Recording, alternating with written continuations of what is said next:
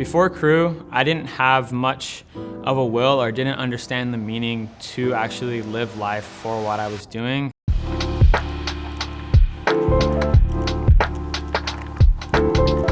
But after having the amazing leaders in Cru come into my life and show me that there's so much more, it's helped me not only grow, but it also helps me be a light to the people around me that don't know who Jesus is and that aren't in Cru. So it's just ultimately helped me see a greater meaning in life and see a greater meaning in what I'm actually doing here today and actually continue to be a light to others around me. Starting a conversation and a relationship with a student for the first time can feel awkward, but ultimately it's an act of courage and love. It's important for the mental and emotional development of teenagers to have relationships with trusted adults and older students. But even more important is their spiritual development. For that, they need friends who are going to tell them about Jesus. But here's the thing, students aren't going to initiate with adults. It's up to us to start the conversation. Over the next few minutes, we're going to help you learn to meet new students and build new relationships. We're going to cover some key essential steps to show you how you can meet new students and start conversations, and most importantly, how to continue the relationships. You may be wondering, where do I actually go to meet new students? Well, each school is different, but every school and community has multiple places where students tend to spend time. Keep your eyes and mind open and you'll find them. Many schools have special programs that allow area youth workers to attend lunch at the school and engage with students. This is a great way to meet students on their turf and to be seen by teachers and administrators as an adult that truly cares about students. School events are another great way to connect with students, but going to a school event at a school that's not your own might feel a little awkward. The good thing about an event is that you already have something in common with everyone who's there. You're at the event. So this gives you a great connection point with whoever you end up talking to. So be bold, take a step of faith, and go talk to a student. If your school has a regular Cru meeting, you don't have to just spend time with people you know while you're there. Introduce yourself to new people and begin building new relationships. This may be the only time they show up to Cru, so try to help them feel welcome and seen. If you're doing a Cru outreach, remember that it's all about the people. We're there for the students. It's easy to get caught up in all the details of the food and who's speaking and what's going on and lose sight of the real purpose of why we're there, which is to share the gospel of Jesus Christ with high school students and see their lives transformed by it. So even though you're doing an event, don't get lost in the event and remember it's all about the students who are there. Consider meeting students through students you already know. Seeing a familiar face at any of these places can help give you the confidence you need to introduce yourself to their friends. You also don't have to limit yourself to official school or Cru events. Students at most schools go to places nearby to hang out after school.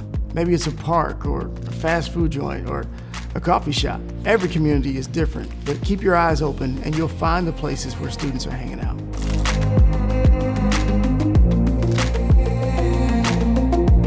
Whenever I meet a student, I always ask them a question that I know they'll know the answer to. This makes them feel a little bit more confident when entering into a conversation with me. Something like, what class did you just come from? Or what are you eating? Are great questions to get the conversation flowing. At that point, a connection has already been formed and we can continue the conversation. Soon after you start a conversation, ask their name. When you share yours, you may also want to mention that you're with Cru, a group that wants to help students grow in all areas of life, including their spiritual life. Be sure to tell them how you're connected to the campus or what teachers or coaches you work with so that they know you're legitimately connected to the school. A good tip for working with teenagers is to remember their names. Students notice when you remember their name and when you don't. The next time you meet a student, pull out your phone and when you're walking away, write down their name, things that they're interested in, and anything else that you remember about the conversation. Then you can use it to pray for them and help you connect with them the next time. When you're meeting new students, it can be scary or intimidating, but remember you're just building a relationship with them. So introduce yourselves, be friendly, and your best friend is gonna be questions. Ask questions about who they are, what their interests are, what they're involved in on campus, how they're connected to different students and groups, and just get to know them. Some practical tips when I go on campus is I'm trying to make sure that I can meet at least 3 new students. I'm trying to push myself to get out of my comfort zone and really meet people and get to know them, because that's really our purpose for being on campus.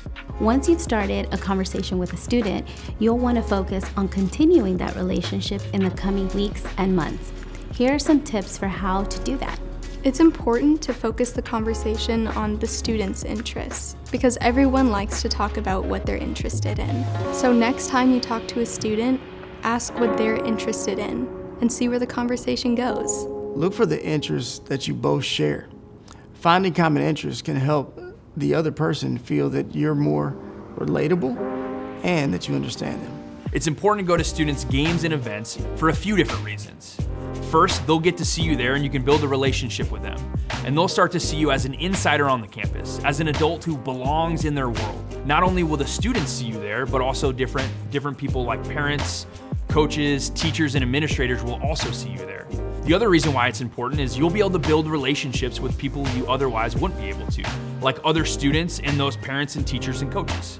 Consistency is really important when building relationships with students. A lot of our students have pain from people who have come in and out of their lives.